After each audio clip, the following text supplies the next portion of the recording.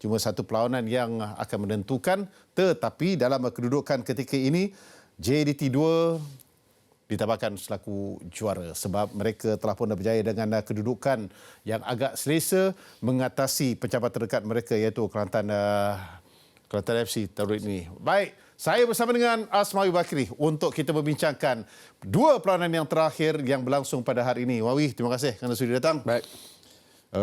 Dingin kat luar tu. Sejuk. Betul. Dalam ni pun lebih kurang sama juga. Tetapi kehangatan dalam saingan pada musim ini yang menyaksikan JDT dengan penguasaan yang menyeluruh dalam setiap pertandingan yang berlangsung tahun ini, Wih. Betul. Di dalam saingan Liga Tempatan kita, Wih. Ya, tambahan untuk tim utama masuk tim backup dan jadi satu perkara. Tim backup. Kena sebut tim backup semua. Tim backup ni antara JDT dah paling menyelah, dah menonjol. Okey. Dan akhirnya mereka berjaya selepas revolusi JDT, tim utama buat tim kedua, backup tim, dan daripada saya ingat ini 2013 punya penyusunan tu. Akhirnya tim backup untuk tim kedua pun menjadi juara. Sebelum kita bercerita panjang lagi tentang pencapaian mereka ini, elok kalau kita imbas kembali perlawanan yang dilangsungkan di Stadium UiTM yang membabitkan pasukan Selangor FC 2, Selangor 2 yang dibimbing oleh Haji Rusdi Suparman, tetapi gagal untuk mengatasi apa yang dibawakan oleh Mariano Echevarria selaku pengendali untuk JDT 2 ini.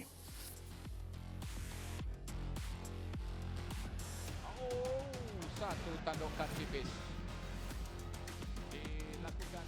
Okey, ini perlawanan yang sebenarnya untuk menyaksikan satu saingan yang dapat dilangsungkan di atas padang yang tidaklah begitu becak berbanding dengan perlawanan yang dilangsungkan di Kota Baru. Dengan kita menyaksikan dalam perlawanan ini pertaruhan dari Echevarria dengan membawa Musa Sidibe, kemudiannya Hazwan Bakri, Daniel Ting dan kemudiannya Junior Elstal selain daripada Darul Syam sebagai pemain utama mereka. Inilah jaringan yang dapat dihasilkan menerusi satu tandukan yang mengelirukan Syahmi Adib, iaitu penjaga gawang untuk Selangor 2 dalam perlawanan ini. Walaupun sebenarnya perlawanan yang boleh dikatakan agak seimbang di antara kedua-dua pasukan, ada juga percubaan yang dapat dihasilkan oleh Sharvin Selva Kumaran, tetapi ianya direct terus kepada Izam Tarmizi selaku penjaga gol yang memang cukup berpengalaman untuk pasukan JDT 2 ini. Berapa percubaan yang dapat dilakukan mereka di luar kawasan penalti dan kemudiannya kalau kita imbas kembali dalam perlawanan ini secara keseluruhannya, pemain-pemain muda yang menjadi pertaruhan Selangor 2 ini, mereka sememangnya mahukan untuk mendapatkan satu keputusan positif mereka kerana sebelum ini mereka telah kalah 4 kali berturut-turut sebelum perlawanan terdahulu. Sebelum menentang JDT 2 ini ada satu kemenangan yang dapat mereka catatkan, iaitu kemenangan yang keempat daripada 17 perlawanan. Okey, perlawanan ini dengan satu saingan yang cukup menarik sekali diadili oleh Jubik Andagon yang menyaksikan kemenangan kepada JDT 2 sekaligus juga untuk mereka secara keseluruhannya telah pun berjaya untuk mengutip 42 mata daripada 18 perlawanan. Baik, kemenangan yang memang dicari-cari oleh mereka, pemain-pemain muda yang menjadi sandaran untuk mereka mengetepikan result antara Kelantan FC dengan Kelantan United telah pun dapat kita ketahui dengan keputusannya adalah satu sama lah kalau ikutkan kepada kedudukan mata yang diperolehi oleh Kelantan FC itu, iaitu selepas 18 perlawanan dengan Selangor 2 berkesudahan berakhir di tempat yang ke-8 dalam saingan ini. Sekaligus untuk kita terus ke Shah Alam sekali lagi untuk menyaksikan upacara penyampaian hadiah kepada JDT 2 yang telah berjaya muncul sebagai juara dalam saingan dengan mengutip 42 mata. 4 kemenangan berturut-turut yang mereka perolehi, Asmawi Bakri, sebelum mereka ditabarkan selaku juara ini. Itu kekuatan tersendiri mereka. Kita tahu ini adalah kesinambungan atau cara ataupun penyusunan daripada terpaksa libatkan dengan tim utama mereka. Walaupun kita dapat rata-rata pemain-pemain JDT 2 ini adalah pemain yang kita mengenali lebih dekat. Izzat Tarmizi, Azwan Bakri Junior bermain di sana. So Arif bersana di sana. Mereka ada penyusunan pemain yang mengikut kehendak perlawanan yang mereka nak melawan. Dan kita dapat lihat bahawa rekod kemenangan berturut-turut kita ambil 5 perlawanan ini menggambarkan cerita ni mereka akan menuju menjuarai Liga Premier dan akhirnya mereka berjaya. Yep, itulah dia. Piala yang menjadi rebutan. Piala ini tidak akan dipertandingkan pada tahun depan, tetapi ada banyak rumor yang mengatakan bahawa pertandingan ini akan kembali nanti pada satu ketika nanti, namun fokusnya sudah pasti adalah untuk saingan pada musim hadapan. Betul anda katakan tadi, dengan kehadiran pemain-pemain yang berpengalaman termasuklah Azim Nasrul Haq, mereka juga memiliki siapa tu Umar Hakim di barisan simpanan, dan mereka juga memiliki Ciaruhan dan juga Haifi Haikal, antara pemain-pemain yang sudah pasti akan mahukan bermain dalam skuad utama mereka pada tahun depan. Betul, perebutan antara pemain muda, pemain yang disusun oleh daripada mungkin datang daripada JDT 3, nama-nama seperti Haji sebutkan tadi cukup tertarik. Darul Syam akhirnya menyediakan gol 9 gol dalam saingan ini, cukup baik sebagai pemain muda.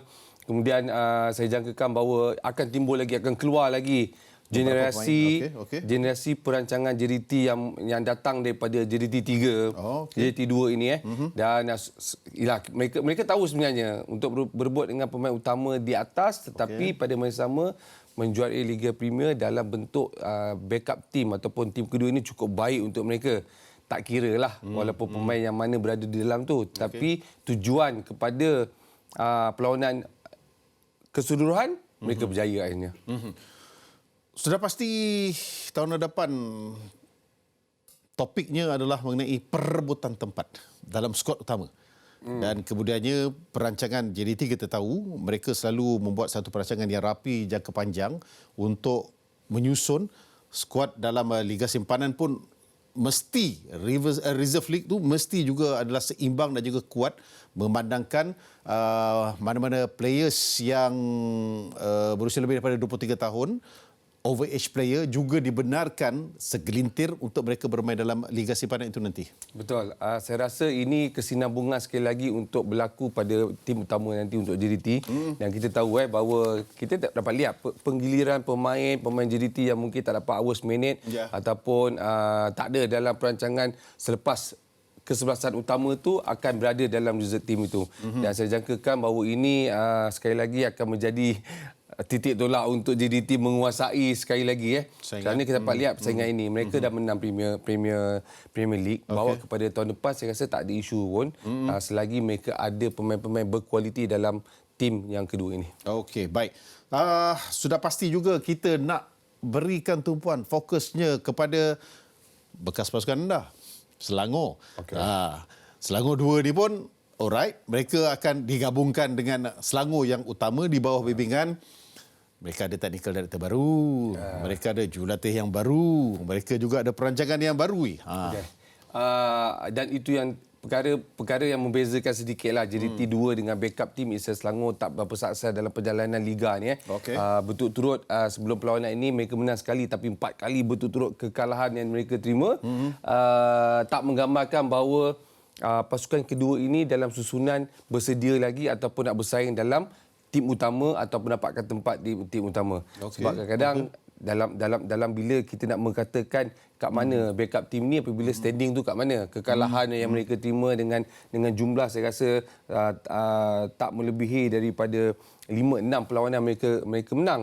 4 perlawanan 4 seri. Jadi kat sini mungkin dari segi sudut pemain muda yang dekat Selangor 2 ini masih lagi mencari tempat bersaing dan menempatkan diri untuk bersaing dengan tim utama dan pemain utama nanti di atas. Saya nak bawa Asmawi Bakari kembali semula ke stadium UiTM ni, bukan ke mana. Kita nak tengok macam mana jaringan ini terhasil. Kalau kita imbas sedikit daripada gerakan itu kerana ianya membabitkan pemain-pemain utama Musa CDB yang kemudiannya menghantar kepada Daniel Ting membuat satu cross yang cukup baik. Darul Syam ini, anda nampak tak?